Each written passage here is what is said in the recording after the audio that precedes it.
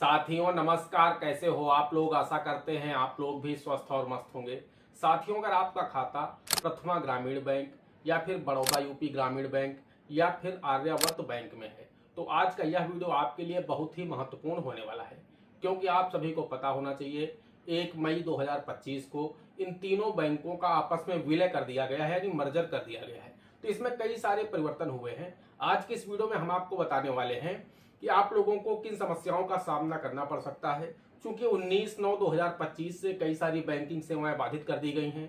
कुछ सेवाएं 20/9/25 से बाधित की गई हैं। जो बैंक है, इन तीनों बैंकों के जो IFSC कोड थे, जो आप लोग नेफ्ट RTGS करने के लिए उपयोग में लाते थे, यानी जब आपको पैसे ट्रांसफर करना होता है तो आपको IFSC कोड की आवश्यकता पड़ती है।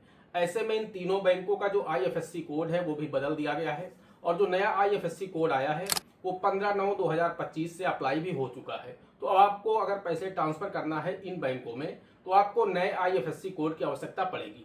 उसका नया IFSC कोड क्या आया है वो भी हम आपको इस वीडियो में बताने वाले हैं, और बैंकिंग सेवाओं पर ग्राहकों के ऊपर क्या असर पड़ेगा। जो आपकी पुरानी पासबुक है, चेकबुक है, ATM कार्ड्स हैं, वो आपके मान्य होंगे या नहीं होंगे, सब कुछ इस वीडियो में हम आपको डिटेल से बताने वाले हैं। बस आप लोगों से एक छोटी सी रिक्वेस्ट है, अगर आप इन तीन बैंकों में से किसी एक बैंक के भी खाता धारक हैं, चाहे आर्यावर्त बैंक के खाता धारक हैं या प्रथमा ग्रामीण बैंक के खाता धारक हैं या फिर बड़ौदा यूपी ग्रामीण बैंक के खाता धारक हैं, तो इस वीडियो को बिना स्किप किए हुए वीडियो को शुरू से अंत तक देखिए। वीडियो बहुत ही इन्फॉर्मेटिव होने वाला है, सब कुछ हम डिटेल से बताने वाले हैं। लेकिन उससे पहले आप सभी लोगों से मेरी एक छोटी सी रिक्वेस्ट है, वीडियो पसंद आ जाए तो वीडियो को एक लाइक कर देना। चैनल पर नए हैं, पहली बार आए हैं, इसी तरह के वीडियो आगे भी देखना चाहते हैं तो हमारे इस channel A to Z banking information को सब्सक्राइब करके साथ में बेल आइकन को जरूर प्रेस कर लीजिएगा, ताकि जैसे हम इस तरह का कोई भी दूसरा वीडियो अपलोड करें तो उसका नोटिफिकेशन आपको सबसे पहले मिले। चलिए शुरू कर देते हैं। दोस्तों, आप सभी को पता है कि इन तीनों बैंकों का अलग अलग पहले स्पॉन्सर बैंक हुआ करता था। जैसे कि प्रथमा का जो ग्रामीण बैंक है, जो प्रथमा ग्रामीण बैंक था, उसका जो स्पॉन्सर बैंक था यानी जो प्रायोजित बैंक था, जो इस बैंक को चलाता था, उसका नाम था पंजाब नेशनल बैंक।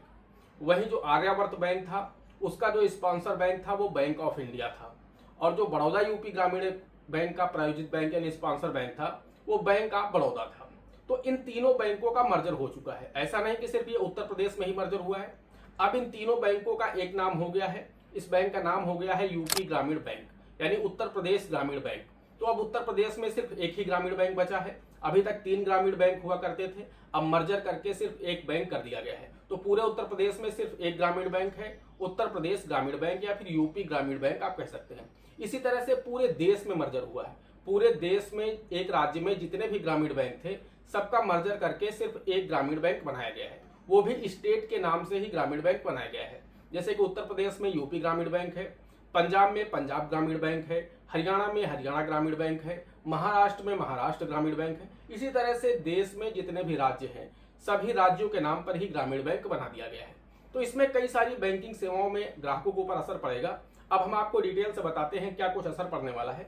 जैसा कि आप सभी को मैसेज प्राप्त हुआ होगा, चाहे आप आर्यावर्त बैंक के खाता धारक हो या फिर बड़ौदा यूपी ग्रामीण बैंक के खाता धारक हो या फिर आप प्रथमा बैंक के खाता धारक हो, आपको एक मैसेज प्राप्त हुआ होगा कि आप लोगों की जो बैंकिंग सेवाएं हैं, कुछ जो UPI सर्विसेज है, इंटरनेट बैंकिंग की सेवाएं हैं, वो 19/9/2025 से 22/9/2025 तक प्रभावित रहेंगी। यह मैसेज हम आपको दिखा रहे हैं, आप लोग देख सकते हैं। जो यूपी ग्रामीण बैंक का ऑफिशियल ट्विटर हैंडल है या फिर फेसबुक पेज है, वहां पर भी ये जो बैनर है साझा किया गया था, और साथ ही ग्राहकों को भी ये मैसेज दिया गया है, और साथ ही साथ जो भी शाखाएं हैं उनकी, उन शाखाओं पर भी ये नोटिस चस्पा कर दी गई है कि जो इंटरनेट बैंकिंग, मोबाइल बैंकिंग या फिर UPI की सेवाएं हैं वो 19/9/2025 से 22/9/2025 तक प्रभावित रहेंगी। उसके साथ ही जो बैंकिंग सेवाएं हैं, आप बैंक में शाखा में जाकर के जो पैसे विड्रॉल कर पाते थे या शाखा में जाकर के आप जितने भी कार्य करते थे, चाहे बैलेंस इंक्वायरी करना हो, पैसे निकालना हो, पैसे जमा करना हो, खाता खुलवाना हो, खाते में आपको कोई परिवर्तन कराना है, जितने भी काम आप शाखा में जाकर के कराते थे वो सभी कार्य इसमें लिखा गया है कि 20/9/2025 यानी आज से और 22/9/2025 तक प्रभावित रहेंगे। पुनः 23/9/2025 से सेवाएं शुरू हो सकेंगी। तो कुल मिलाकर के फिलहाल 22/9/2025 तक सभी सेवाएं इस बैंक की बाधित रहेंगी। यानी उत्तर प्रदेश में अगर आपका खाता इन 3 बैंकों में था और अब आपका खाता यूपी ग्रामीण बैंक में है तो आपकी सभी तरह की सेवाएं 3 दिन बंद रहने वाली हैं। आप पुनः 23/9/2025 से इन सेवाओं का लाभ ले सकेंगे, चाहे आप मोबाइल बैंकिंग के माध्यम से या फिर शाखा में जाकर के आप पुनः से इन सेवाओं को कर सकेंगे, इन सेवाओं का लाभ उठा सकेंगे। लेकिन फिलहाल आपकी जो सेवाएं हैं वो 22/9/2025 तक पूरी तरह से ब्लॉक है, पूरी तरह से बंद है। चाहे ग्राहक सेवा केंद्र की बात करें या ऑनलाइन मोड के माध्यम की बात करें या शाखा की बात करें, सभी तरह की सेवाएं बंद हैं। आप कहीं से भी अगर आपको आवश्यकता पड़ जाती है तो आप पैसे विड्रॉल नहीं कर पाएंगे, ना ही आप डिपॉजिट कर पाएंगे, यानी कोई भी कार्य आप नहीं कर पाएंगे। अब दोस्तों हम आपको बताना चाहते हैं कि जो इन बैंकों की पासबुक है या चेकबुक है या एटीएम्स हैं, अब मान लीजिए पहले आपके पास आर्यावर्त बैंक की पासबुक है या चेकबुक है या एटीएम कार्ड है, तो अब यूपी ग्रामीण बैंक जब से हो गया है तो अब इसका उपयोग होगा या नहीं होगा, आप इनका उपयोग कर पाओगे या नहीं कर पाओगे। तो फिलहाल बैंक ने यही कहा है कि जब तक नए बैंक चेकबुक या नई पासबुक, नए एटीएम नहीं आ रहे हैं, तब तक ये जो पुराने चेकबुक, एटीएम, पासबुक है ये सेवा में चलते रहेंगे, आप इनका उपयोग कर सकते हैं। लेकिन जैसे ही नए आ जाएंगे, बैंक में इसकी छपाई हो रही है, क्योंकि बैंक का नाम चेंज हुआ है तो बहुत बड़ी संख्या में इसकी छपाई करनी होगी। उसके बाद नए नाम से सारा सब कुछ आने वाला है, तो जैसे ही आते जाएंगे आप सभी को नए एटीएम, नई पासबुक, नई चेकबुक मिलती जाएंगी। फिलहाल आप इनका उपयोग कर सकते हैं, इनको प्रतिबंधित नहीं किया गया है।